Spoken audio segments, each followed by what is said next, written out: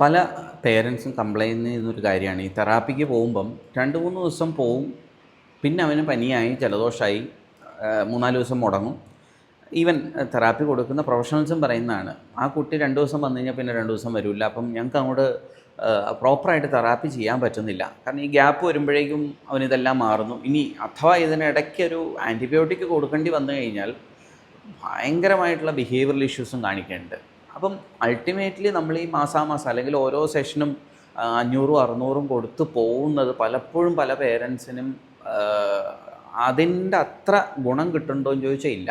ആരാണ് ഉത്തരവാദിയെന്ന് ചോദിച്ചാൽ തെറാപ്പിസ്റ്റ് നന്നായിട്ട് വർക്ക് ചെയ്യുന്നുണ്ട്, പേരൻസും വർക്ക് ചെയ്യുന്നുണ്ട്. പക്ഷേ കുട്ടിക്ക് അസുഖം വരുന്നു, ഇടയ്ക്കിടയ്ക്ക് പനി ജലദോഷം വരുന്നു.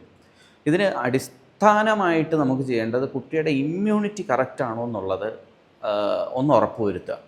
ഇമ്മ്യൂണിറ്റി ഡിസൈഡ് ചെയ്യുന്നത് സയൻസ് പറയുന്നത് നമ്മുടെ വയറിൻ്റെ ഉള്ളിലെ നല്ല അണുക്കളുടെ എണ്ണം കൂടുമ്പോഴാണ് ഇമ്മ്യൂണിറ്റി കൂടുക എന്ന് പറയും. അതുതന്നെയാണ് നമുക്ക് ഇമ്മ്യൂൺ സിസ്റ്റം കറക്ഷൻ ചെയ്യുന്നതോടൊപ്പം തെറാപ്പി കൊടുത്തു കഴിഞ്ഞാൽ രണ്ടുപേർക്കും സാറ്റിസ്ഫൈഡാണ്. അത് തന്നെയല്ല, കുട്ടിക്ക് ഈ ഒരു ഗ്യാപ്പ്, തെറാപ്പിക്ക് വരുന്ന ഗ്യാപ്പിൻ്റെ ദോഷഫലം ഇല്ലാതെ വരികയും തെറാപ്പിസ്റ്റിനായാലും നല്ല രീതിയിൽ സ്റ്റെപ്പ് ബൈ സ്റ്റെപ്പായിട്ട് മുന്നോട്ട് പോകാനും പറ്റും.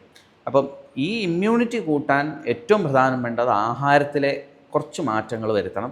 അതോടൊപ്പം അവന് സപ്പോർട്ടീവായിട്ടുള്ള നല്ല ഡെഫിഷ്യൻസി വരാത്ത വിധത്തിലുള്ള ആഹാരങ്ങൾ മുന്നോട്ട് പോകണം.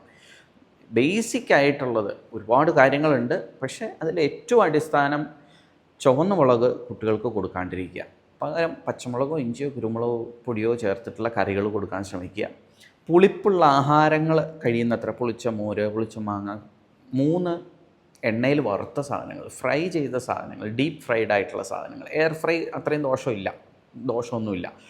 ഈ 3 സാധനങ്ങൾ സത്യത്തിൽ നമ്മുടെ ബോഡിയുടെ pH അസിഡിക് ആക്കുന്ന സാധനങ്ങളാണ്. ബോഡി pH അസിഡിക് ആകുമ്പോൾ ഓട്ടോമാറ്റിക്കലി നമ്മുടെ ഇമ്മ്യൂൺ സിസ്റ്റം ഡള്ളാവും.